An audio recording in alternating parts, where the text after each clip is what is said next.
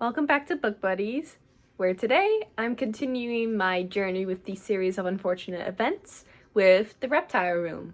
This is the second book in the series, and like with the first book, I had a lot of fun with it. So let's dive right into it. So in this story, Violet, Klaus, and Sunny are now living with Dr. Montgomery, and he kind of becomes a little bit of an uncle to them. And he's a really good guardian for them. Like, for once, they're actually happy since their parents died, and unfortunately, they don't get to enjoy that too much because this is a series of unfortunate events. The whole joke about this is if you don't like being sad, you probably shouldn't read this book. Anyway, unfortunately for them, Count Olaf comes back into their lives, and he's pretending to be someone else. Uncle Monty believes he's just some guy named Stefano. And similar to the last book, the children have to find a way to get him away from them. So I would say I enjoyed this book more than the first one. I think we get into the action a lot faster. I think in the first book there is a lot of just they're hanging out at Olaf's house and not too much is really going on. But here, Olaf comes into the picture, and because they know he's super bad news, having tried to kill them and or marry them, they know immediately, we need to not get out of here, but we need him out of here. We need to inform Mr. Poe that he's back in our lives somehow. We need to tell Uncle Monty that he's actually Count Olaf, and he's not as ignorant as some of them believe he is.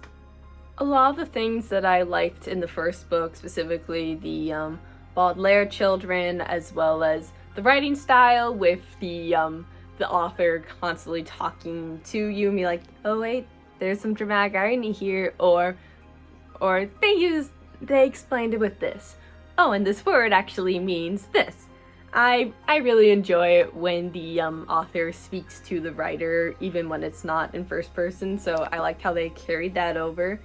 I also find it fun that Sunny's a little bit older than she was in the first book, and she's now babbling a little bit more, and they even talk about, like, Sunny said this, which probably meant this.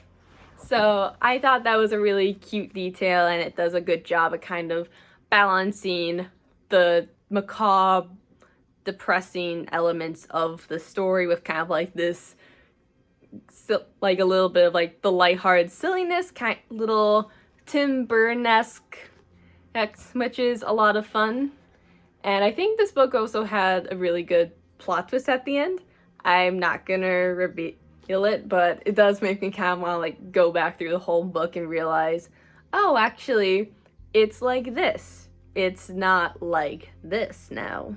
Something else that was interesting about this specifically being a sequel after having read the first book is we now kind of see a little bit more like what is the rest of the series gonna be, because we know that Count Olaf is the antagonist of the story. We've seen what he's willing to do in the first book, but now we're gonna see more about, now that he's not guarding the children, he's no longer their guardian, what is he going to do in order to obtain them? What might we see a little bit more?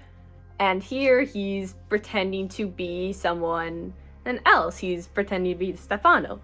The way he kind of reminds me of the Hooded Claw in The Perils of Penelope Pitstop, if you've ever heard of that show, where specifically he's this guy who's trying to get our main character Penelope's fortune, and a lot of his ways include like disguising himself. He pretends he's this, but then he pulls away the disguise to reveal that he's the Hooded Claw. So I think that aspect of Olaf does make him an entertaining antagonist, even if I still loathe him deeply for being such a despicable little creep.